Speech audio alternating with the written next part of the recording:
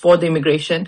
And then she went on to say, Arunachal, not India, China, your visa not acceptable, your basically passport is invalid.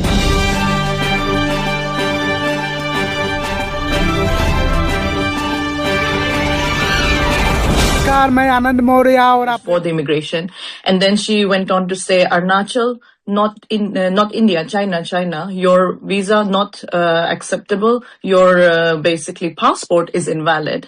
तुलो कल तो क्या है Bihar live. ये जो video आपने देखा, ये वीडियो प्रेमा वांगडोंग की है, जो ब्रिटेन में रहती है और वह ब्रिटेन में रहती है और लंदन से वह जापान जा रही थी। वहीं शंघाई में पुंडोंग इंटरनेशनल एयरपोर्ट पर उन्हें 3 घंटे का ट्रांजिट था, जिसके बाद में उनको रोकना था, लेकिन चीन के अधिकारियों ने उनको रोक लिया।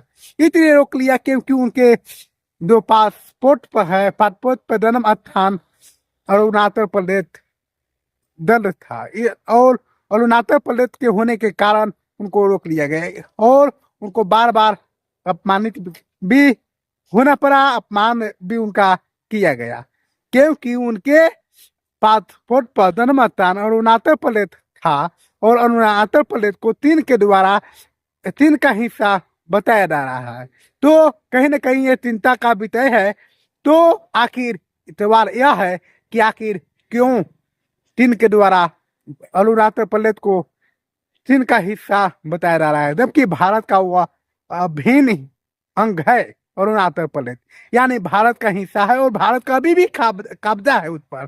तो चीन आखिर कैसे ऐसा कर सकता है? क्या चीन को उसके अपराधों का जो गलती किया है इसकी कोई सजा मिलेगी? क्या प्रधानमंत्री भारत के उनको चीन को लाल लाल आंख दिखाएंगे? क्या भारत के प्रधानमंत्री सपर सीना चीन को दिखाने वाले हैं? आखिर कब दिखाएंगे? कब चीन को इस बचकाने हरकत की सजा चीन को मिलेगी?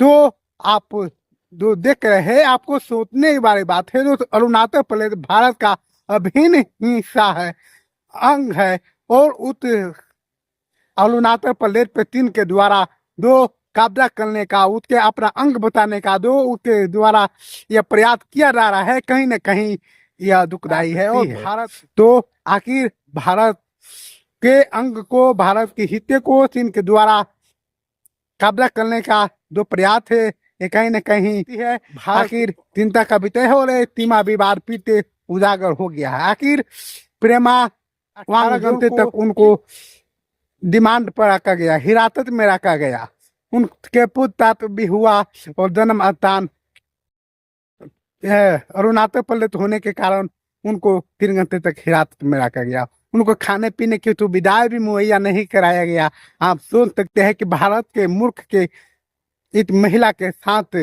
कितना अपमानजनक व्यवहार इनके साथ किया गया।